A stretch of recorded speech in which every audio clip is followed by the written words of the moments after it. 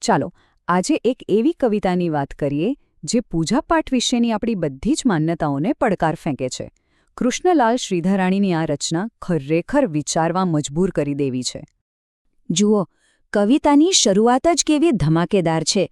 જરા કલ્પના તો કરો, ભગવાન પોતે જ પોતાના જ પૂજારીને કહી રહ્યા છે, પૂજારી તું પાછો જા.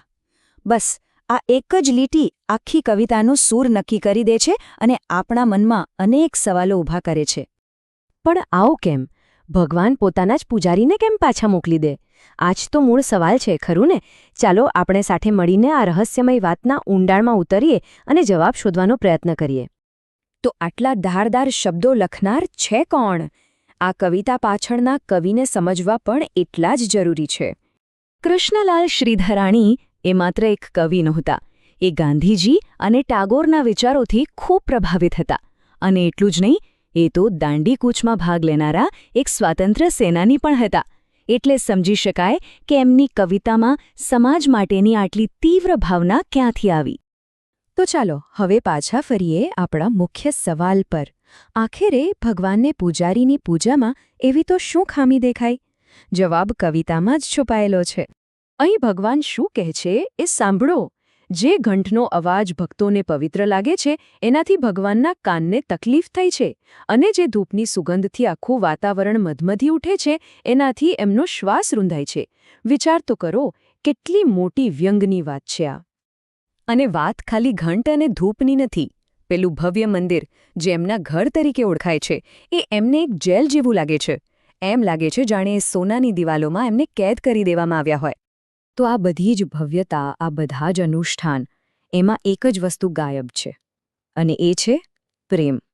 ભગવાન કહે છે કે પ્રેમ વગરની પૂજા એમને નથી જોઈતી. બધું જ નકામું છે. આ જ છે જેને કવિતા ધાર્મિક આડંબર કહે છે, એટલે કે દેખાડા ખાતર થતી પૂજા, જેમાં સાચી ભક્તિ કે પ્રેમનો છાંટો પણ ન હોય. કવિ બહુ સ્પષ્ટ રીતે કહે છે કે સાચી શ્રદ્ધા અને ખાલી ખોટા રીતિરિવાજો, આ બંને વચ્ચે જમીન આસમાનનો ફરક છે. સારું, જો પૂજારીની પૂજાનો અસ્વીકાર થઈ રહ્યો છે તો પછી કોની ભક્તિ સ્વીકારાય છે? ભગવાનને ખરેખર કેવા ભક્તો ગમે છે? ચાલો હવે એ જોઈએ. હવે આપણે એ લોકોને મળીશું જેમને ભગવાન પોતાના સાચા ઉપાસક ગણે છે. અને હા, એ લોકો પૂજારી જેવા તો બિલકુલ નથી. આ તફાવત પર નજર નાખો. એક બાજુ છે મંદિરના ઘંટનો ઘોંઘાટ અને ધૂપનો ગુંગળાવનારો ધુમાડો, અને બીજી બાજુ શું છે? લુહારના હથોડાનો અવાજ, ખેડૂતના શરીર પરથી ટપકતો પરસેવો, મજૂરની મહેનત. કવિતા મુજબ આ જ તો છે સાચી પ્રાર્થના, આ જ છે અસલી પૂજા. આ જ છે આ કવિતાના સાચા નાયકો. સૌથી પહેલા લુહાર, જે દિવસ-રાત એક કરીને પેલો ઘંટ ઘડે છે. પછી આવે છે મજૂર, જે પથ્થર ઉચકી ઉચકીને લોહીનું પાણી કરી નાખે છે. અને પેલો ખેડૂત, જેનું આખું શરીર માટીથી લથપથ છે, પણ એની મહેનત જ ભગવાન માટે સાચો પ્રસાદ છે. અને આ જ કારણ છે કે ભગવાન અંતે કહે છે, ખરી તો એની પૂજા, ઓ પૂજારી, તું પાછો જા. અહીં શ્રમ અને શ્રદ્ધા એકબીજામાં ભળી જાય છે. પૂજારીની નહીં, પણ પેલા મહેનતકશ માણસની પૂજા જ સાચી છે. તો આખી કવિતામાંથી આપણને શીખવા શું મળે છે? એનો સંદેશ શું છે? ચાલો એના પર એક નજર કરીએ. જુઓ, આ કવિતા બહુ ઊંડી વાત કરે છે. પહેલી વાત, શ્રદ્ધા કઈ રીતે એક ધંધો બની શકે છે.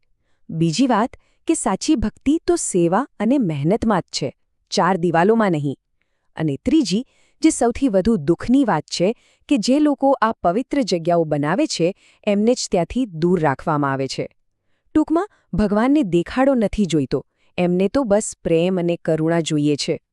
અને કવિતાની આ એક પંક્તિ આખી વાતનો સાર કહી દે છે કે આ મંદિર સ્વાર્થના પાયા પર બનેલું છે, પ્રેમના નહીં. અને સીધી વાત છે, જ્યાં પ્રેમ જ નથી ત્યાં ભગવાનનો વાસ કેવી રીતે હોય? તો એમ કહી શકાય કે આ કવિતા પવિત્ર શબ્દને એક નવો જ અર્થ આપે છે. પવિત્રતા કોઈ મૂર્તિ કે ધૂપ દીવામાં નથી, પણ માણસના પરસેવામાં, એની મહેનતમાં અને એના બલિદાનમાં છે. અને અંતે આ કવિતા આપણને બધાને એક સવાલ સાથે છોડી જાય છે કે જો સાચી પૂજા મંદિરોમાં નથી તો પછી એ ક્યાં છે, ક્યાં વસે છે? આ એક એવો સવાલ છે જે દરેકને પોતાની શ્રદ્ધા વિશે વિચારવા પર મજબૂર કરી દે છે.